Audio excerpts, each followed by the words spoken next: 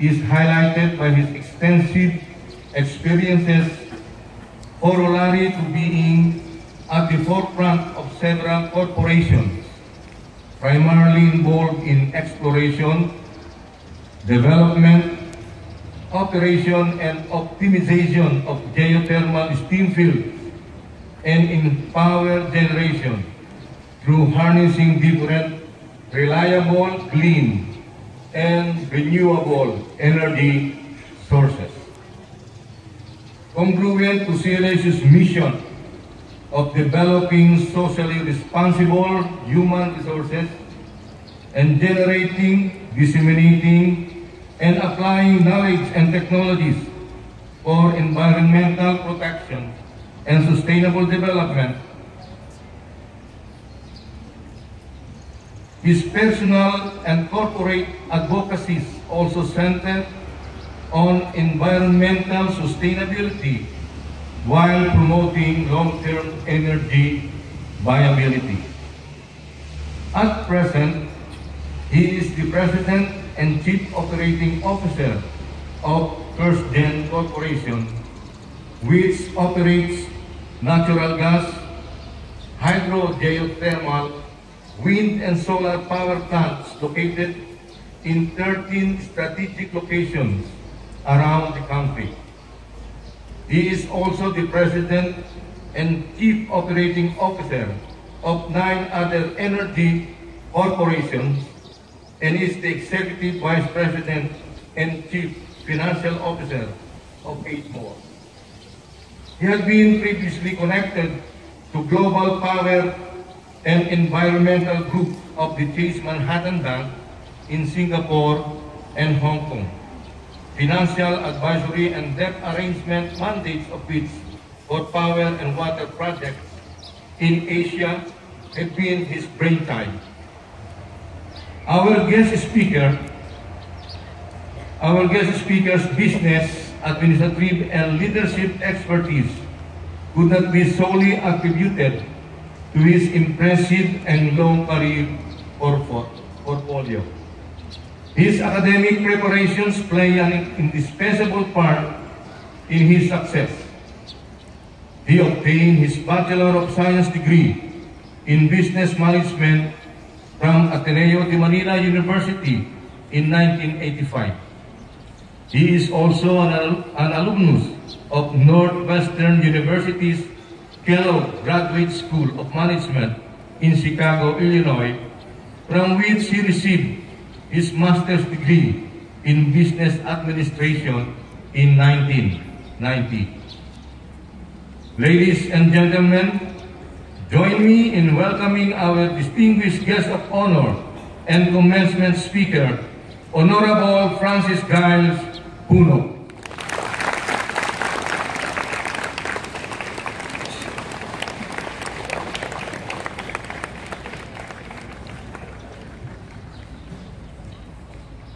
Please be seated.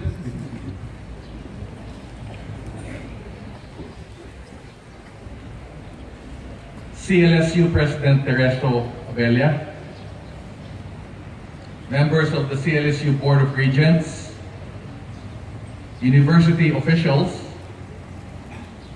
members of the faculty, parents, grandparents, uncles, aunts, brothers, sisters, family members, and friends, and most especially graduates of the CLSU class of 2017, good morning.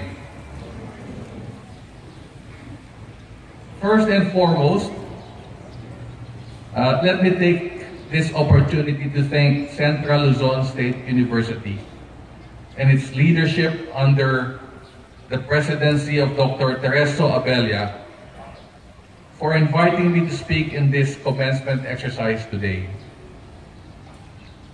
I have known this university since last year when CLSU entered into a power supply agreement allowing our company, First Gen, to provide the electricity supply requirements from clean, low-carbon, renewable energy sources to the campus. I must say that this bold decision to source electricity in a responsible manner speaks much about how visionary and progressive thinking your leaders are.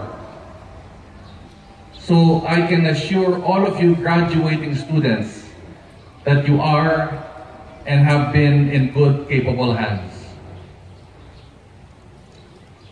To all you bright young adults here today, congratulations.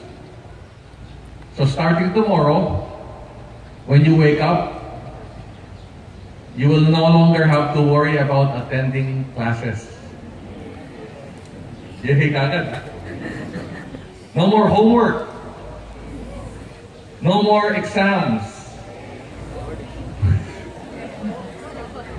You like this? No more nagging professors. You can do whatever you want. Stay up late. Go and hang out with your friends. Finally, you'll have the time to finish reading that book or watch TV series or movies that you wanted to see.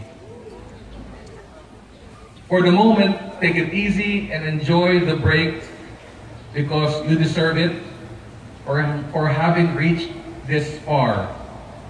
And savor it because soon enough, you're going to be one of us who are faced with this often painful, mandatory obligation of earning a living and having to file our own leaves when we want to make that much needed break. Today marks an important milestone in your lives. While today marks the end of your academic education, it also signals that a brand new beginning is about to unfold. So for today, as you begin writing the first few pages of this new chapter in your life, allow me, for the next 10 minutes or so, to share you a few stories and life lessons that have inspired me over the years, which I hope you find useful in making your own next decisions. So, let me begin with a story about a boy right around the age of 14. His name was Amancio. Doesn't sound Filipino because he's not. Amancio grew up in a small town in the northwestern part of Spain called Coruña. Amancio was a son of a railway worker who struggled to make ends meet. So one day, when he was accompanying his mother to a grocery to buy food for the family, he overheard the storekeeper talking to his mother and saying, "Ma'am, your credit is no longer good enough." I guess in Tagalog that means, "Ma'am, hindi na pwede kayong umutang dito. So unless she pays for what she already owed, they can't lend to her any further." So for this young, innocent boy, Amancio, this was an extremely painful and disheartening moment in his life. A moment in his life he will never forget. Amancio vowed to work hard and help get their family out of poverty and to never be humiliated again. So, unlike you, who has graduated, Amancio chose to drop out from school and joined to work in a small shirt-making shop. Fast forward, and let me tell you what happened to Amancio. This is the story of Amancio Ortega. He's the founder of Zara, one of the leading, most successful clothing fast fashion retailers in the world today.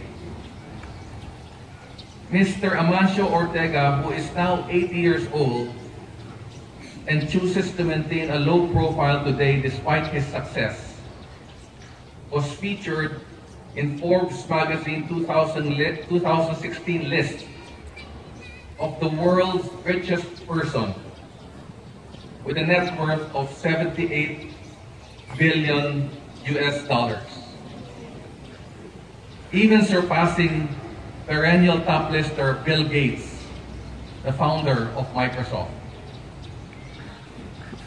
I wanted to start with this story because Mr. Ortega's success did not come from luck or his genius in computers, information technology, or social media, which is what you normally hear and read about the successes today, like Facebook founder Mark Zuckerberg, for instance. But Mr. Ortega began from a very simple and humble beginning as essentially a katulong at a local shirt maker with very little capital. When I was doing research, there were reports that he started with a capital of $100, which is roughly about 5,000 pesos. But he was motivated and determined and did something about it against all odds. As they say, sipag at tiyaga. This is an amazing story. The story of Amancio relates to the first life lesson I would like to share with all of you. And it is about paying your dues. Ortega's persistence to rise above all the adversities he faced before achieving success is a clear example of this. So let me tell you about myself. Over the past 30 years of my professional career, I have come to realize that success never comes easy and that one must persevere and be willing to sacrifice. I myself have 4 children. My oldest is just graduated. So I can see you as like one of my older children.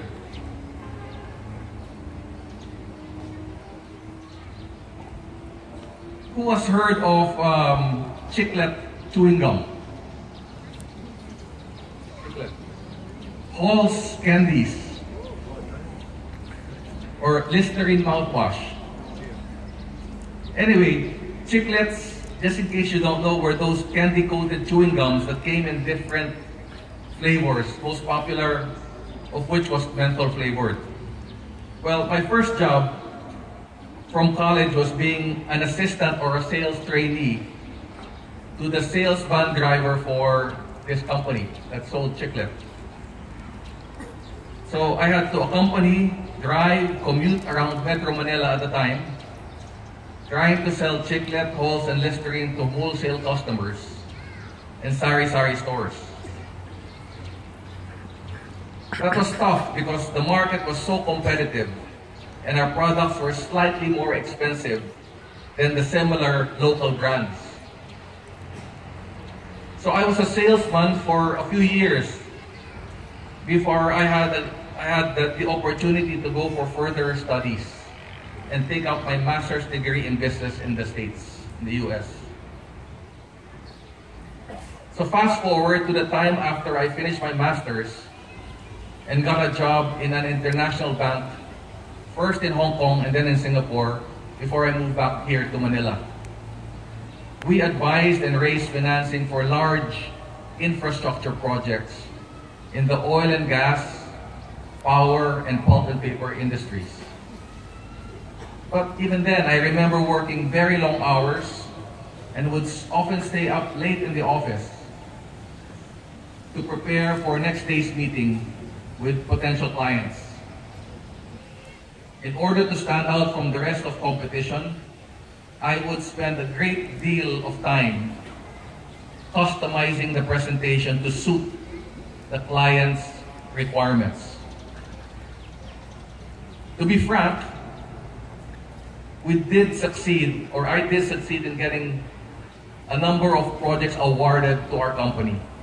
But we also experienced disheartening and often frustrating losses against our competition. And now that I am older,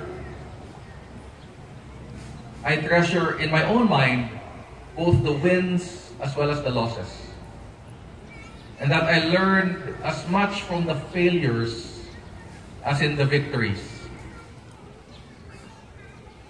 Ryan Blair, an American New York Times bestseller author, said it best, and I'll quote him. Success in any endeavor does not happen by accident.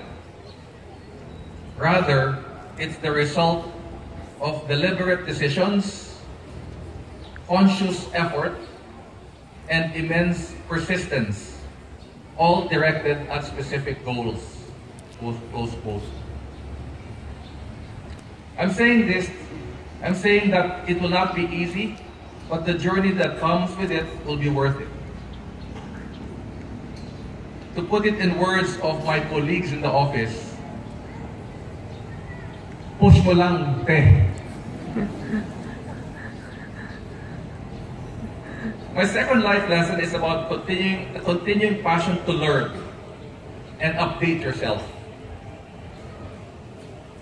Last week, I was actually in Rotterdam, in the Netherlands, and was fortunate to meet with a person I admired. His name is Jeremy Rifkin.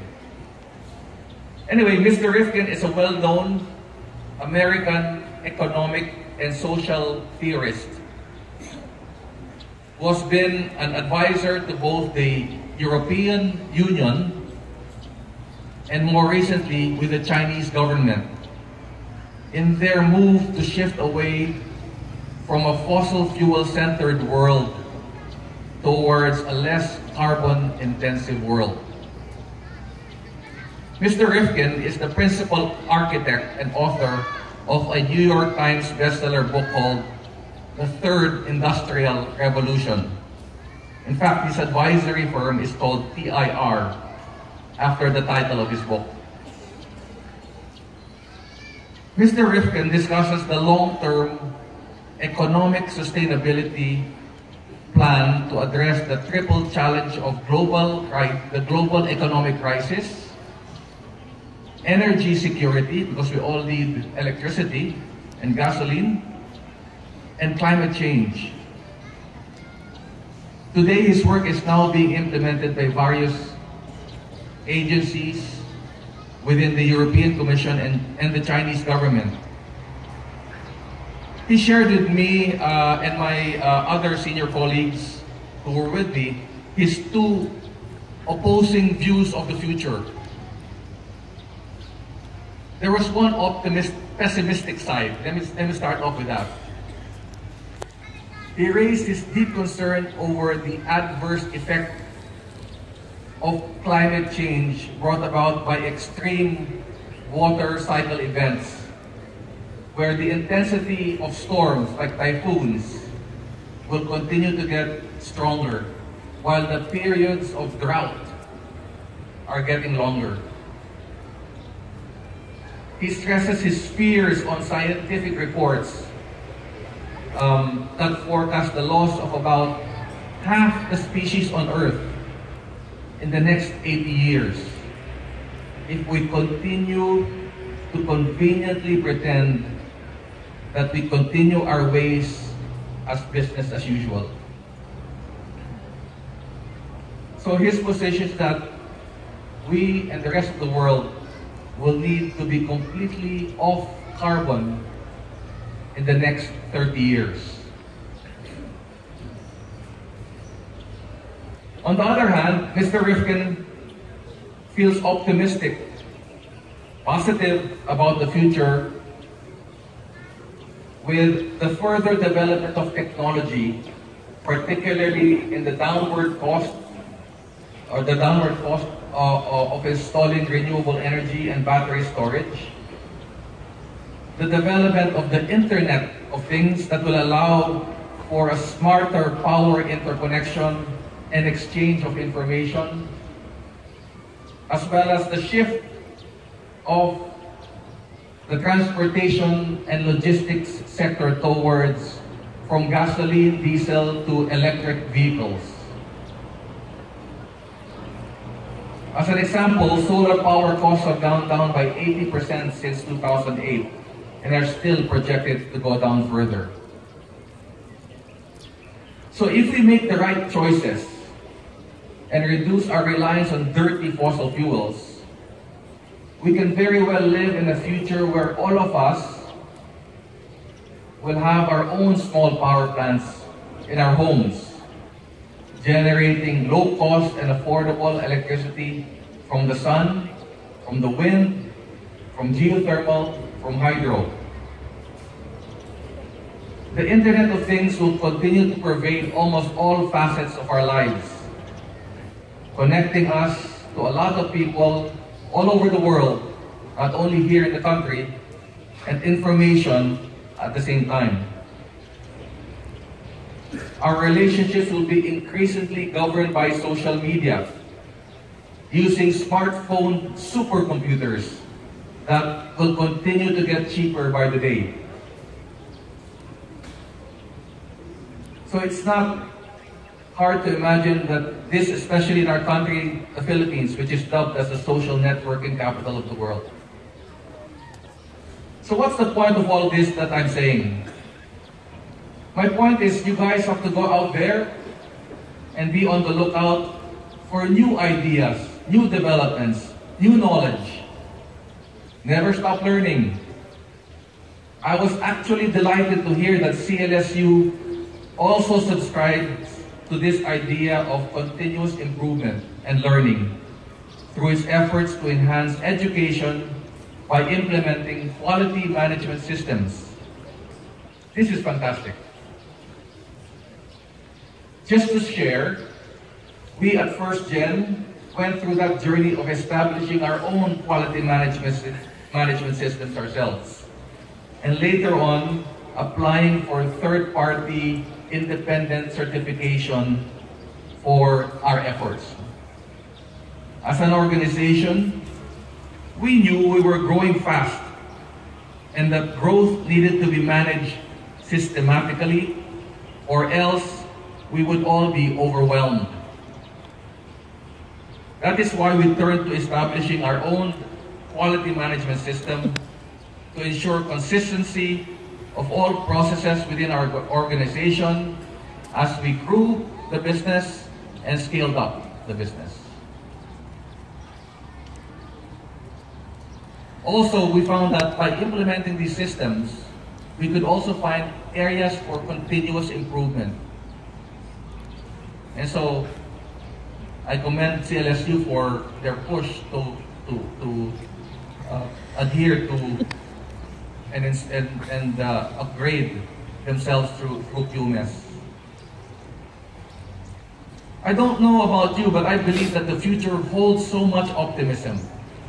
It's a great time to be young because you guys now have the internet. It's way easier now to learn about many new things. All you have to do, in fact, is to Google it. They say that education is a great equalizer, and that is truer than ever in the age of the internet. So trust me when I say that we need to all be lifelong learners. The world is changing so fast, and disruptions are happening all over, almost everywhere. Those who devote themselves to continuous learning will have the least risk of being left behind. So let me close with another story by a person I also admire that I have been following for some time. His name is Max Levchin. So, he's not Filipino as well. He was a political refugee, originally from Ukraine, and moved to the US, I think during his teens, and eventually obtained a computer science degree from the University of Illinois. Levchin is an American computer scientist and internet entrepreneur who co-founded PayPal. And in fact, when they sold PayPal to eBay, he became an instant millionaire. And he was relating this story in television, so I was watching it. And he was saying that the day after he became a millionaire and sold the business was one of the most lonely days of his life. Because he was saying that, so what else was he going to do? And actually, it was his wife who told him, you better go back to work. And that's what he did.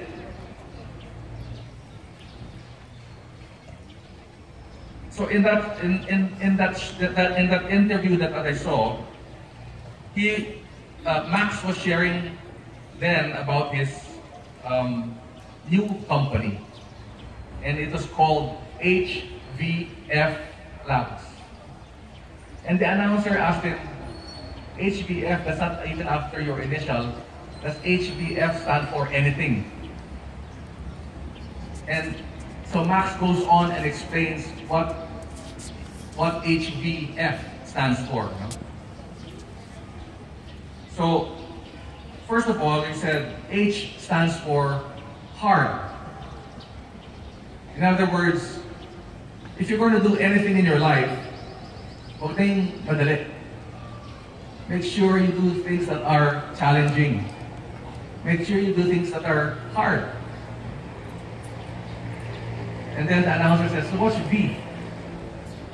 And he says, well, V stands for valuable. It's okay to work hard, but if you work hard and then it's not even valuable to society, then what's that about? He says, if you find something that you're going to work hard on difficult problems that will help your society. So in his case, they're focused on technology and using data that can help solve the substantial problems of this world. And then the announcer says, well, you forgot F. What about F? The announcer says, so Max says, well, F stands for fun. Okay nga na hard, okay nga na valuable, but you have to have a passion for it. And if you have a passion for it, you're going to have fun. You're going to enjoy it. So, when I was reading it, I said, I kind of relate to this guy. Of course, and obviously he's much more successful than me, but to the extent that, you can get inspiration from anything. Here, I got inspiration in watching an interview in late night television. I think this was 1 o'clock in the morning. I don't know why I was listening to it. But HVF was, for me, struck a chord. To do things that are hard, to do things that are valuable for society, and at the same time, have fun while you're doing it. So pause for a moment and think about the hard problems in the world or even in your own community that you wish you can help solve. And from that list, ask yourself, which among these ideas or advocacies will you find enjoyment in helping to solve? Perhaps that's where you start. My point is, if you're having fun doing something, then it's really not considered work. It's nice thing, you still get paid for it. You'll push yourself harder because you know you are self-motivated and you find what you're doing is going to impact other people's lives and improve their lives. Sorry to sound dramatic, but I believe that's how it is. Find the things you love doing and do it with passion. And while you're at it, have fun. Hard, valuable fun. Congratulations once again, and I wish you good luck in all of your endeavors. Thank you.